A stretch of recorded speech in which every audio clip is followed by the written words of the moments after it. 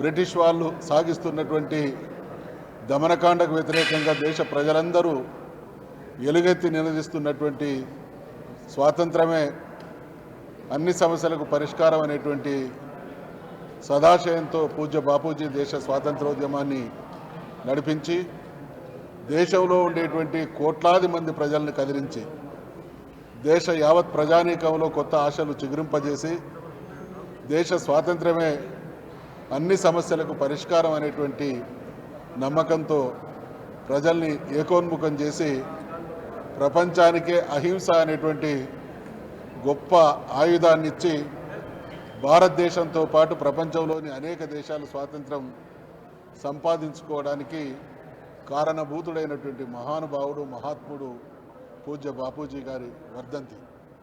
ఈ సందర్భంగా దేశానికి స్వాతంత్రం వచ్చిన తర్వాత అనేక పార్టీలు అనేక పాలకులు ఈ దేశాన్ని రాష్ట్రాలను పాలిస్తూ వచ్చింది. కాంగ్రెస్ పరిపాలించినటువంటి సుదీర్ఘ కాలంలో గాంధీజీ గారు కలలు కన్న దేశ ప్రజలు ఆశించినటువంటి అభివృద్ధి జరగలేదు. పోటీ ప్రపంచంతో పోటీ పడలేనటువంటి పరిస్థితి ఈరోజు కూడా కొనసాగుతూ ఉంది. ఆ క్రమంలో గాంధీజీ గారి అహింసా పోరాటాన్ని స్ఫూర్తిగా తీసుకొని తెలంగాణ రాష్ట్రానికి జరుగుతున్నటువంటి అన్యాయాన్ని అవమానాన్ని అణచివేతకు శాశ్వతమైనటువంటి పరిష్కారం తెలంగాణ రాష్ట్ర ఏర్పాటు మాత్రమే అనేటువంటి లక్ష్యంతో ఆశయంతో కేసీఆర్ గారు తెలంగాణ ప్రజానీకాన్ని ఒక శక్తిగా మలిచి సుదీర్ఘకాలం పాటు పోరాటం చేసి విభేదించేటువంటి పార్టీల చేత కూడా ఔరా అనిపించి అవుననిపించి తెలంగాణ రాష్ట్రాన్ని సాధించి 10 సంవత్సరాలు తెలంగాణ రాష్ట్రం అంటే భారతదేశంలోనే అభివృద్ధికి దిక్సూచి, భారతదేశంలోని అభివృద్ధికి కేర్ ఆఫ్.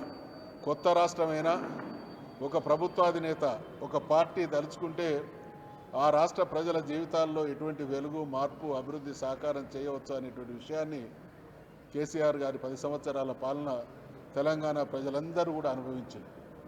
ఆ రకంగా పాలన సాగుతున్నటువంటి క్రమంలో కాంగ్రెస్ పార్టీ ఎన్నికల సందర్భంగా అనేక హామీలు ఇచ్చింది.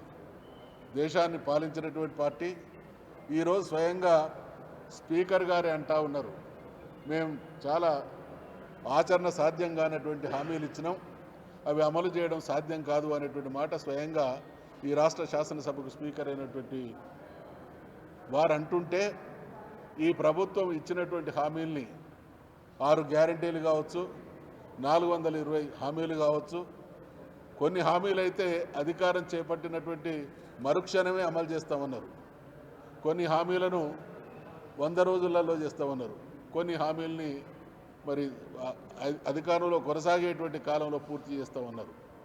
ఈ రకంగా ఏ ఒక్క హామీ కూడా అమలు చేయక తెలంగాణ అంటే మరొక్కసారి ఆత్మహత్యలకు కేరాఫ్గా దిగజార్చుతున్నటువంటి దుర్మార్గపు పాలన తెలంగాణలో కొనసాగుతున్నది. కాబట్టి ఈ ప్రభుత్వం ఏర్పడి 420 రోజులు అవుతున్నటువంటి సందర్భంగా ఇచ్చినటువంటి హామీలను నెరవేర్చాలనేటువంటి డిమాండ్తో ఈ దేశానికి స్వాతంత్రం సముపార్జించి పెట్టి ప్రజల జీవితాల్లో గొప్ప మార్పు వస్తాయని ఆశించినటువంటి ఆ మహానుభావుని వర్ధంతి సందర్భంగా వారికి తెలంగాణ రాష్ట్ర వ్యాప్తంగా బీఆర్ఎస్ శ్రేణులు ఈ ప్రభుత్వం వల్ల అన్యాయానికి గురవుతున్నటువంటి ప్రజానీకం అందరూ కూడా ఏకోన్ముఖంగా గాంధీ గారికి విజ్ఞాపన పత్రాలు సమర్పించుకుంటా ఉన్నారు.